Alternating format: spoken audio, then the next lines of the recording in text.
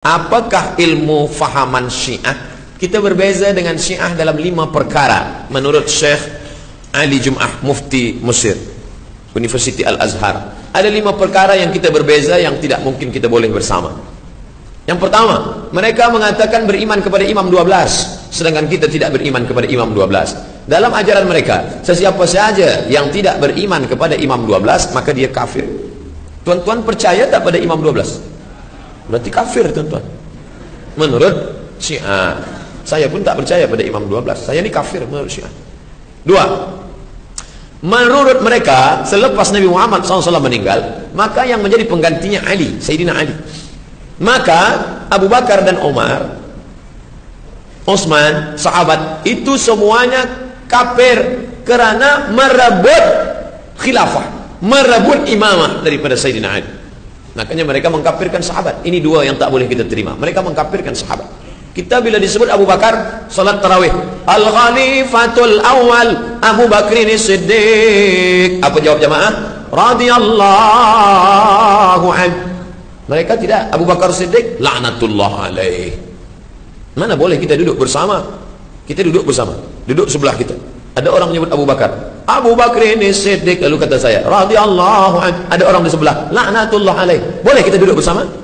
Orang yang boleh duduk bersama hanya 2 kemungkinan. Pertama pekak, kedua jahil. 3. Kata mereka Quran itu tidak original, sebab Quran yang asli sudah dirosakkan oleh Abu Bakar dan Umar. Banyak nama Ali di dalam Quran yang asli itu, yang original itu. Kalau memang Quran yang sekarang tidak original, mengapa mereka masih baca Quran itu? Itu selalu mereka tanyakan. Kalau memang Al-Quran tidak original, mengapa mereka masih baca? Sebab dalam kitab mereka katakan, sementara yang original datang, maka pakailah yang ada ini dulu. 4. Mereka berkeyakinan bada yabdu bada. Bada, Tuhan tak tahu apa yang akan terjadi esok, maka datang nasakh mansukh. Jadi kata mereka adanya nasakh mansukh, nasikh mansukh nasakh, kerana Tuhan tak tahu apa yang terjadi esok. Allah ciptakan khamar, Allah tak tahu bahawa orang minum khamar akan hilang ingatan. Lalu kata dia khamar tak apa-apa, manakala mabuk baru dia kata haram khamar. Bada namanya. 5. Mereka ada satu keyakinan namanya taqiyah. Taqiyah ni susah. Maka susah kita nak berhujah dengan Syiah. Bila ada Syiah malam ini datang, lalu kita tanya, awak Syiah ya? Oh enggak, saya Ahlus Sunnah. Sebab apa? Sebab malam ni banyak Ahlus Sunnah. Dia ngaku Ahlus Sunnah. Tapi bila dah banyak Syiah, kita tanya, awak Syiah? Ya, saya Syiah. Tapi bila 50-50, 50%, awak Syiah? Saya Susi gitu. Apa itu? Sunnah Syi'i. Jadi susah kita nak berhujah dengan Syiah. Apakah aliran di dalam faham Syiah yang boleh diterima oleh Ahlus Sunnah wal Jamaah? Kitab Subulus Salam ditulis oleh Imam San'ani. Imam San'ani itu Syiah. Syiah apa? Syiah Zaidiyah. Syiah Zaidiyah. Tapi sekarang Syiah Zaidiyah, semua yang datang ke Indonesia, ke Malaysia, bukan Zaidiyah. Itu mesti fahami baik-baik. Bukan Zaidiyah, tapi Rafidah. Tapi manakala dia ditangkap, awak Syiah? Saya Syiah Zaidiyah. Taqiyah saja. Semuanya yang sekarang kebanyakan itu adalah Rafidah. Rafadah menolak, Rafidah menolak Imam Zaid, kerana Imam Zaid memperakui Abu Bakar dan Umar. Mereka datang, Syiah Rafidah datang kepada Imam Zaid. Zaid, apa pendapat engkau tentang Abu Bakar dan Umar? Kata Zaid, Abu Bakar dan Umar khalifah. Mereka marah kepada Imam Zaid, mereka pergi meninggalkan Imam Zaid. Imam Zaidiyah yang lurus. Maka apa kata Imam Zaid? Rafattumuni, kalian menolak aku. Maka mereka disebut Rafidah, Rafadah, Rafidah, kerana menolak Imam Zaid. Pendapat kedua mengatakan kerana mereka menolak Abu Bakar dan Umar. 2. Apakah benar bahawa Nabi SAW boleh hadir secara yaqazah, secara terjaga? Dalam acara maulid datang Nabi secara yaqazah, datang Nabi secara jaga. Boleh tak dia datang? Man ra'ani fil manami, sesiapa yang melihat aku dalam tidurnya. Kita sedang tidur nampak Nabi, faqad ra'ani, sungguh dia sudah melihat aku. Di anna syaitana la yatamatsalu bi, kerana syaitan tak mungkin menyerupai aku dalam tidur. Tapi kalau dalam terjaga, banyak ulama yang mengaku boleh melihat terjaga. Wallahu a'lam bissawab. Benar tidaknya kita serahkan pada Allah. Tapi saya berpegang kepada hadis ra'ani fil manami, melihat dalam mimpi. Mimpi itu pun orang yang alim. Ustaz Somad, ya, saya tadi melihat Nabi. Bagaimana bentuknya? Rambutnya putih, janggutnya putih, semuanya putih. Yakinlah bahwa itu drunken master. Kerana Nabi itu sebagaimana riwayat Imam At-Tirmidzi dalam Asy-Syama'il Al-Muhammadiyah, rambut dan janggutnya tidak lebih 20, hanya 20 saja yang putih, yang lain hitam.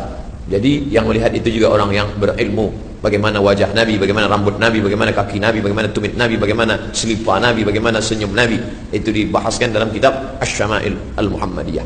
3. Apa pandangan Ustaz tentang talfiq dalam beribadah? Saya menganjurkan beramal satu mazhab Syafi'i saja, lebih selamat. Sebab dikhawatirkan talfiq ini nanti kita jatuh dalam tatabbu' rukhas, mencari mudah-mudahnya saja. Bersentuh lelaki dengan perempuan batal dalam mazhab Syafi'i. Dia kata tak batal. Kenapa tak batal? Aula mastumun nisa. Kalau menyentuh perempuan, makna lamastumun nisa bukan menyentuh kulit. Kalau maaf jima' baru batal menurut Hanafi. Maka saya berpegang pada Hanafi. Kata dia, saya berpegang pada Hanafi. Kalau jima' baru batal, kalau sentuh kulit tak batal. Oh begitu, ya. Masa hari raya kurban kita tanya, awak tak berkurban? Menurut mazhab Hanafi kan kurban wajib. Oh, sunat muakkad.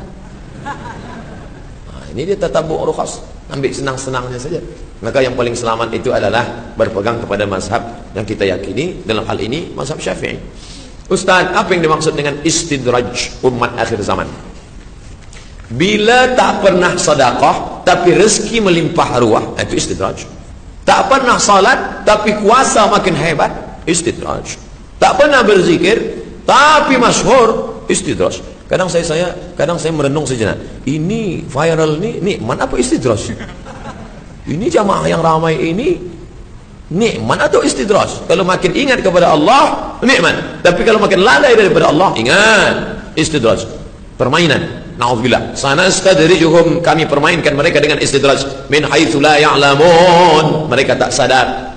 Wa umli lahum, aku ulur seperti memain layang-layang. Aku ulur umurnya panjang, aku ulur rezekinya banyak, aku ulur kuasanya hebat, aku ulur.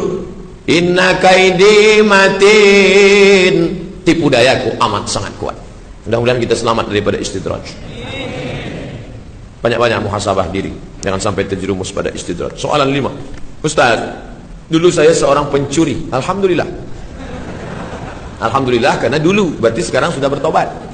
Bagaimana cara mengembalikan barang yang sudah pernah saya curi? Balikkanlah. Sekira tuannya sudah meninggal dunia, cari dia. Di mana mencari dia? Tempat engkau mencuri dulu. Tidak bertemu lagi, sudah habis, sama rata dengan tanah. Sudah ada tower di situ, sudah tak ada. Tidak tahu dia pindah ke mana. Hitunglah berapa nilai yang engkau curi dulu. Lepas itu, berapa ringgit sekarang? Bagi, serahkan ke masalih ammah. Sekolah, fakir miskin, anak yatim, masjid, bagikan. Tapi ini punya dia, kenapa boleh bagi kemari? Hazihi ummatukum ummatan wahidah. Ini umat yang satu. Memang ini punya ini, tapi dibalikkan ke sini. Ini umat yang satu. Kita ini umat yang satu. Umat di Makkah, umat di Sumatera, umat di Jawa, umat di Kalimantan, umat di... Ini semua umat yang satu. Hazihi ummatukum ummatan wahidah wa ana rabbukum fa'budun. La ilaha illa ana. Kiblatnya satu, Allahnya satu, bahasa yang dipakai dalam sembah yang satu, dan umat ini adalah umat yang satu. Maka bayarkan.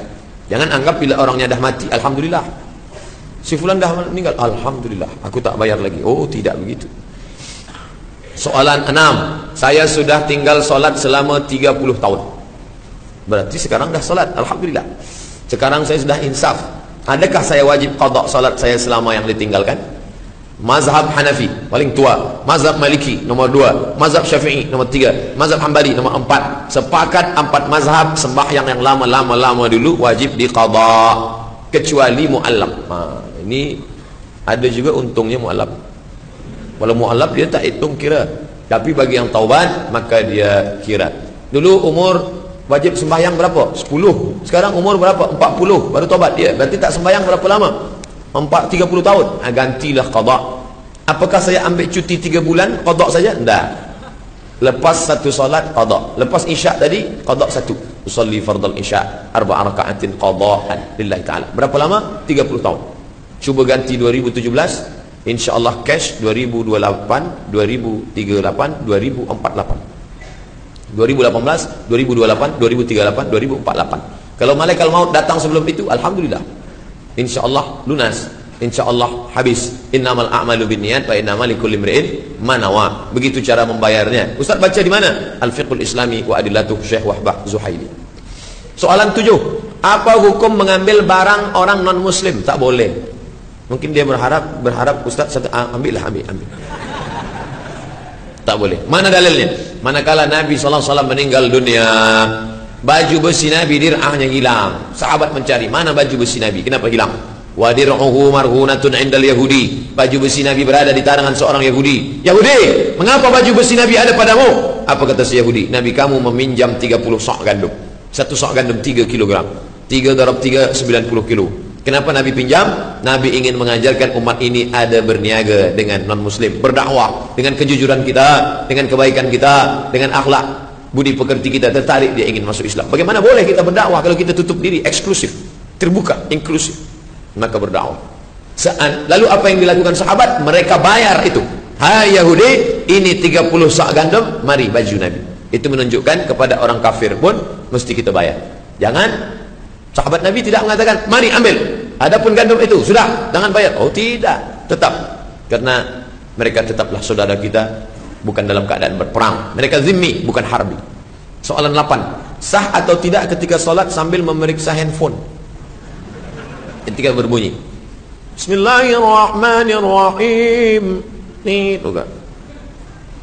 Alhamdulillah. Maka batal sholatnya. Kenapa? Karena itu harakah ajnabiyah. Harakah ajnabiyah, gerakan di luar sembahyang, apalagi sampai lebih dari 3 kali. Ambil ini, buka, hidupkan pula lagi. Usah. Sebelum sembahyang itu perhatikan baik-baik. Makanya kadang lain padang, lain belalang, lain lubuk, lain ikannya, lain tempat, lain cara imam bagi tahu jamaah. Sawus sufuf, luruskan saf. Tapi ada di satu tempat, luruskan saf, matikan handphone. Luruskan saf supaya masyarakat ingat. Sudah ditulis di dinding-dinding, matikan handphone, matikan. Itu gambar handphone apa gambar orang tidur?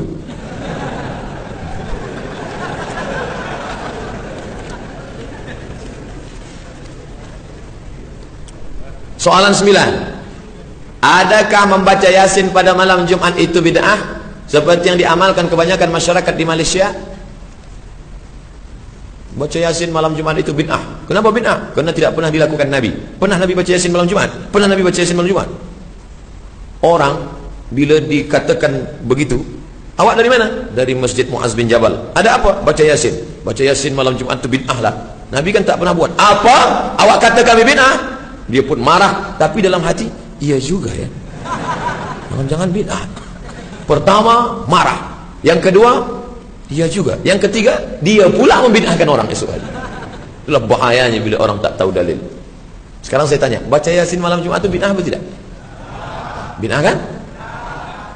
Tapi tak pernah dibuat Nabi. Semua yang tak pernah dibuat Nabi, bid'ah. Pernah tak Nabi? Tunjukkan saya mana dalil Nabi baca Yasin malam Jumat. Pernah tak dibuat Nabi? Tak pernah. Kalau gitu bid'ah. Dah banyak yang ragu kan? Sunnah itu ada 3. Yang pertama, qaul, cakap. Yang kedua, fi'il, perbuatan. Yang ketiga, takrir. Nabi diam. Diamnya Nabi, setuju, itu juga sunnah. Nah, tentang masalah membaca Yasin, memang perbuatan dia tidak ada. Tak pernah dia mengkhususkan baca Yasin malam Jumat, tak ada.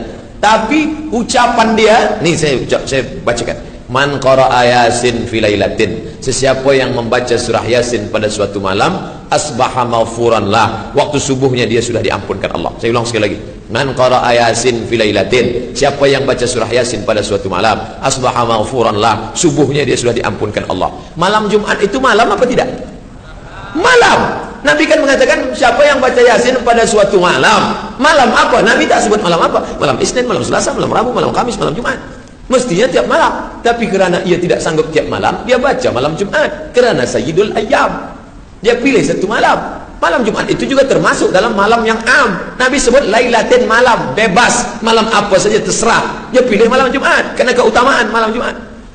Yang paling elok tiap malam. Tak sanggup tiap malam, malam Jumat. Malam Jumat pun tak baca innalillahi wa inna ilaihi raji'un. Lalu orang mengatakan Abdul Somad menyebarkan hadis palsu. Itu hadis tentang baca surah Yasin, hadis palsu. La ilaha illallah. Bukalah tafsir Ibnu Katsir, tuan. Nama penulisnya Imam Abul Fida Ismail Ibnu Katsir, ahli tafsir, ahli hadis. Dalam mukaddimah surat Yasin, man qara'a Yasin fi lailatin, siapa yang baca Yasin pada suatu malam, asbaha maghfuran lah, subuhnya dia diampunkan Allah. Isnaduhu jayyid, sanadnya jayyid. Itu Imam Ibnu Katsir. Awak lebih faham daripada Imam Ibnu Katsir. Dia imam, hampir derajat mujtahid. Kitabnya besar-besar. Al-Bidayah wan Nihayah, Ibnu Katsir. At-Tafsir Qur'anil Azim, Ibnu Katsir. Dia katakan itu tidak hadis dhaif, tapi hadis sanadnya jayyid, layak diamalkan. Baik. Ya, sila baca surat Yasin. Tapi membacanya mengapa beramai-ramai? Yasin beramai-ramai. Apa kata Imam Ibnu Taimiyah? Wa qiraatul idarah. Qiraatul idarah membaca bersama-sama, la ba'sa bi. La tidak. Ba'sa apa-apa. La ba'sa tidak apa-apa. Boleh atau tak boleh? Boleh. La ba'sa tidak apa-apa. Kata Imam Nawawi, membaca Quran bersama-sama itu hukumnya mustahab, dianjurkan, membangkitkan semangat. Dia baca sendiri tak semangat, dia baca bersama, Yasin wal Qur'anil Hakim innaka laminal mursalin, bangkit semangat, pergi hantu setan juga baca Yasin bersama. Tapi kata Imam Al-Buhuti, kalau tak sama bacaannya makruh. Ini Johan musabaqah tilawatil Quran, hebat bacaan. Yang ini tak pandai baca. Tapi manakala baca bersama, kita tak boleh bezakan, semua pandai. Padahal bila disuruh satu-satu, lain bunyi. Maka yang tak pandai, perbaikilah bacaan. Karena bila dibaca bersama, makruh. Sebab ada yang membaca tak bersuara sama sekali. Ada sebab itu baca pelan-pelan. Nanti setelah sama tajwidnya, tahsin, baca. Tilawah, tahsin, tadabbur, teliti. Tilawah, baca. Tahsin, perbaiki bacaan, tajwid. Tadabbur, renungkan makna isi. Baca tarjamah. Baik. 10. Sampai berapa Ustaz? 13. 10. Ketika haid, maaf, bolehkah perempuan masuk masjid? Perempuan haid tidak boleh memegang Quran, membawa Quran, membaca Quran, i'tikaf, tawaf, salat, puasa. Tak boleh. Mana kitabnya? Al-Fiqhul Islami wa Adillatuh Syekh Wahbah Suhaili. Itu yang saya pakai. Bila ada ustaz lain mengatakan boleh, berarti dia ada dalil. Saya pakai yang tak boleh. Kenapa ustaz pakai tak boleh? Saya pegang dalil kuat yang tak boleh. Ini mimbar Nabi, ini mihrab tempat Nabi jadi imam, rumah Nabi di sebelah kiri. Nabi sedang i'tikaf, Nabi datang ke pintu rumahnya, rumah dia di samping. Itulah makam Nabi sekarang. Karena Nabi waktu dia meninggal, langsung saja terus digali, dimakamkan di kamar Aisyah. Ya Aisyah, Nabi panggil, ya Umairah, ya nawilinil khumrah, tolong ambilkan kain khumrah, ambilkan aku kain. Aisyah datang membawa kain. Aisyah tidak masuk ke dalam, Nabi tidak keluar. Kenapa Nabi tidak keluar? Dia takut i'tikafnya batal. Kenapa Aisyah tidak masuk ke dalam? Aisyah takut masuk ke dalam karena dia sedang dalam keadaan haid. Lalu apa kata Nabi? Ulurkan saja tanganmu ke dalam. Kenapa? Karena tanganmu tidak haid, tapi badannya tetap berada di luar. Itu menunjukkan perempuan haid tak masuk masjid. Sampai mana had-had batas masjid yang boleh dilalui? Apakah bilik-bilik dalam masjid termasuk dari masjid? Ada orang yang berpemahaman semua yang di bawah atap masjid adalah masjid. Jika semua yang berada di bawah atap masjid adalah masjid, maka semua yang berada di atas dosa besar. Kenapa? Karena maaf, buang air kecil kencing dalam masjid, di atas ada toilet, dan dia masih di bawah atap masjid. Maka yang dimaksud dengan masjid bukan semua yang di bawah atap masjid, tapi yang biasa dipakai untuk sholat. Lalu masjid Mu'az bin Jabal ni, mana yang masjid itu? Nih, yang biasa dipakai, kaca ke dalam ni. Adapun itu balkona kata orang Mesir, teras, itu di luar adalah memang biasa masjid dulu, masjid-masjid Sultan Melayu zaman dulu. Memang sengaja dibuat macam itu karena gunanya untuk maaf untuk perempuan yang sedang uzur dalam keadaan halangan. Tapi mohon maaf, bukan saya cakap tuan dalam keadaan uzur. Maknanya kerana kita sedang penuh sekarang, melimpah ruah sampai keluar. Tapi artinya yang dimaksud dengan masjid tempat yang biasa solat berjamaah zuhur, asar, maghrib, hanya sebatas ini saja. Yang luar itu, maka itu adalah tempat yang dibolehkan. Bila dalam keadaan ada perempuan haid berhalangan, dia dengarkan tausiah, tazkirah, tapi ada pengeras suara mikrofon, dengar suara dari luar, atau ada television untuk pandang, tengok, dengar suara kajian ustaz. 11. Sah atau tidak kalau solat mengangkat kedua kaki ketika sujud? Macam mana mengangkat kaki sujud? Bila sujud, kedua ujung kaki ke lantai, tapi ikhtilaf antara mazhab Syafi'i dengan Hambali. Mazhab Syafi'i, kedua kakinya dilebarkan. Ini kaki, kedua kaki lebar. Ujung kaki, kedua kaki lebar. Sedangkan mazhab Hambali kedua kaki rapat. Mazhab Syafi'i kedua kaki rapat. Nanti bila ada nanti ustaz mengatakan bila sujud kedua kaki rapatkan, itu Hambali. Sedangkan mazhab Syafi'i kedua kaki jarangkan. Karena waktu tegak kaki jarang. Waktu rukuk juga jarang, waktu sujud pun dijarangkan. Nah ini, kaki turun ke bawah. Tiba-tiba masa kepala dia turun, naik kakinya ke atas. Kenapa dia angkat? Kalau dia berkeyakinan, berpemahaman bahwa perbuatan ini diajarkan Nabi, masuk dalam perbuatan bid'ah karena tak ada dalil sama sekali. Dia sedang membuat suatu amalan. Kalau dia tidak tahu, jahil, kita bagi tahu, jangan lagi engkau buat. Kenapa engkau angkat? Kaki engkau mestilah turun ke bawah dan menghadap kiblat. Itu. Apakah batal? Tidak, tak batal. 13. Mana 12? Begitu tulis langsung 13. Terakhir, apa pendapat Ustaz kencing berdiri? Adakah hadis menyebut Nabi kencing berdiri? Ada. Bagaimana kami temukan hadis itu? Buka program pencari hadis, searching, tulis di search Subatah, sin ba alif po ta, Subatah. Nanti dapat hadis dalam Sahih Bukhari Nabi kencing di Subatah. Subatah tempat buang sampah. Waktu itu darurat, tak ada tempat. Nabi kencing Subatah. Itulah satu-satunya hadis menunjukkan kencing berdiri. Nanti bila ada orang berhujjah dengan itu, boleh kata dia. Tidak boleh, karena hadis itu dalam keadaan darurat. Adapun dalam keadaan tidak darurat, bukan emergensi, maka tetap dia tetap apa bahasa Malaysia, cangkung, jongkok ke bawah. Kenapa? Karena air kalau dia tumpah dalam keadaan tegak, dia tak habis. Tapi kalau dalam keadaan cangkung ke bawah, maka habis. Kalau dia tak habis, maka menggumpal menjadi batu, menjadi penyakit, maka habiskan. Maka Nabi SAW habis. Lalu makna lain juga, bika tegak, air jatuh ke bawah, memercik, sehingga air percikannya naik ke kaki, naik ke kain, menimbulkan was-wasah. Oleh sebab itu maka kita ikutkan sunnah Nabi SAW. Mazhab Maliki mengatakan tegak itu makruh, tak sampai pada haram. Itulah tajuk kaji kita malam ini. Mudah-mudahan ada manfaatnya.